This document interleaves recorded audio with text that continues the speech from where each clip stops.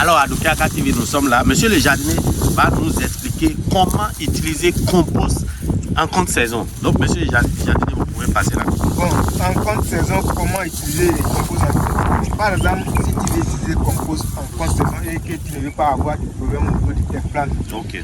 Si tu sais que c'est piment je vais faire ou bien c'est la tomate je vais faire en contre-saison, tu as les moyens. En saison pluvieuse, peut-être à partir de juillet ou bien juillet comme ça, tu cherches les composts, si c'est caca de poulet, si c'est les caca de cabri, si c'est pour les déchets de bœuf, tu cherches ça en saison pluvieuse et tu ramasses, tu déposes. Quand tu déposes, toute la pluie qui va taper sur lui là, la pluie va taper, ça serait là, jusqu'à ça va décomposer. Ça va devenir comme terreau. Là, ça mélange avec le sable et ça va devenir noir.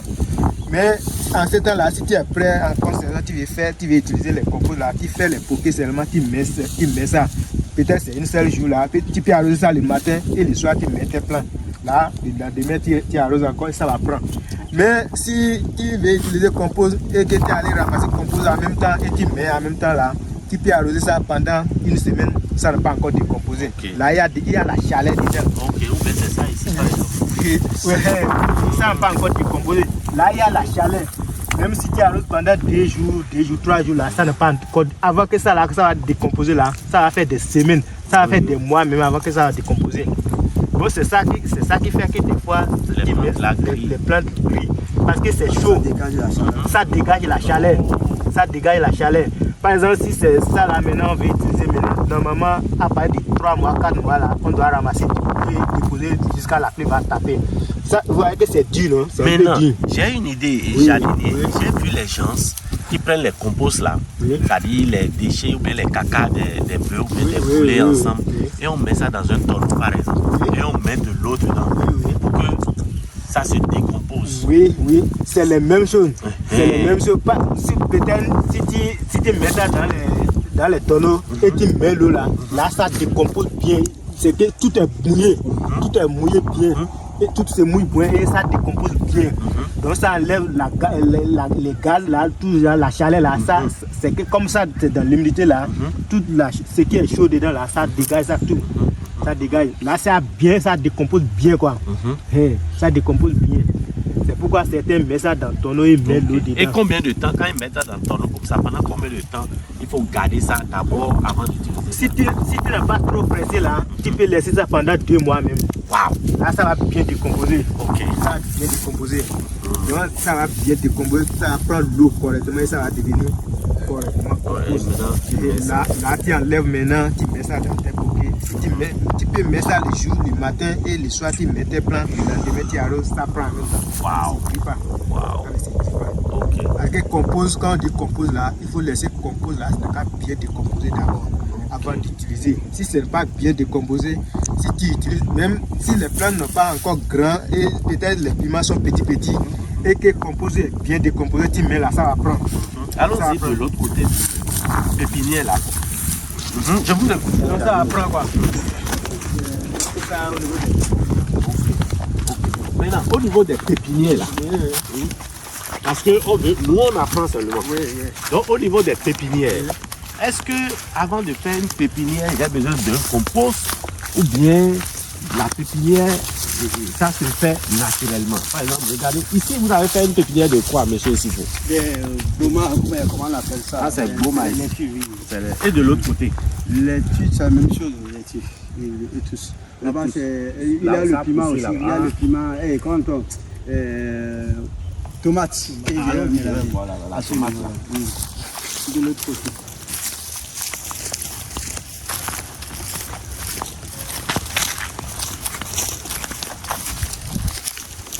Donc,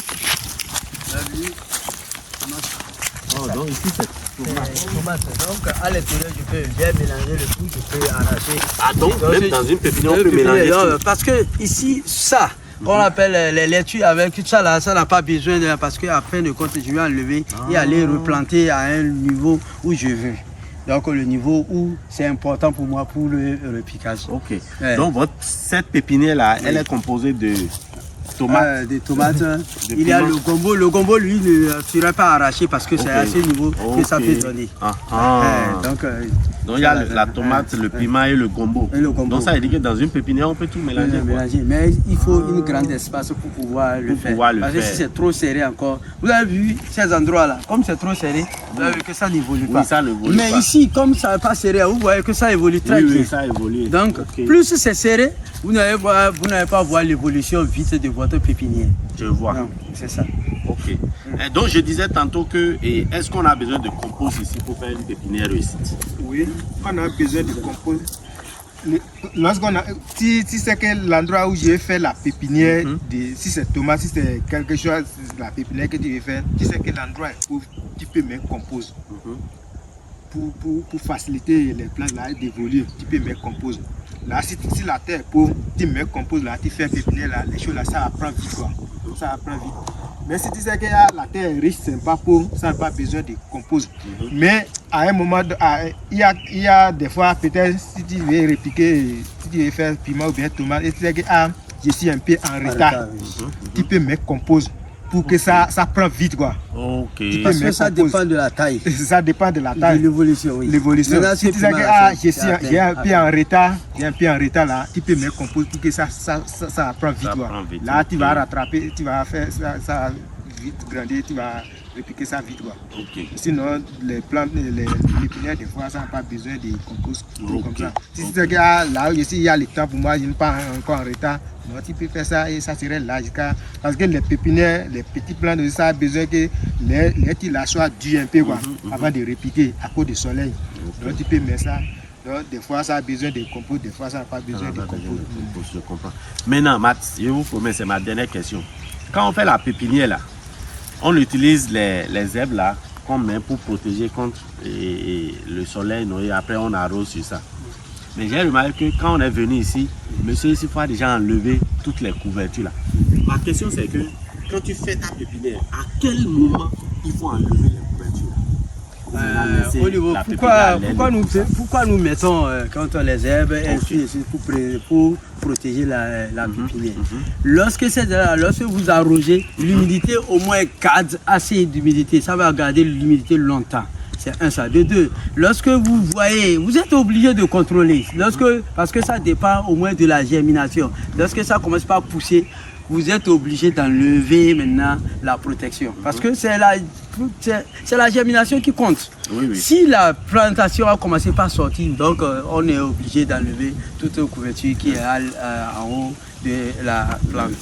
Donc une fois que ça sort, on peut enlever ça en même temps. Mais ça, il faut que ça ait un niveau donné un peu avant qu'on enlève quoi. Ok, et on peut continuer à arroser ça comme ça. Il y a d'autres là, c'est déjà sorti, il y a d'autres qui ne sont pas encore sortis.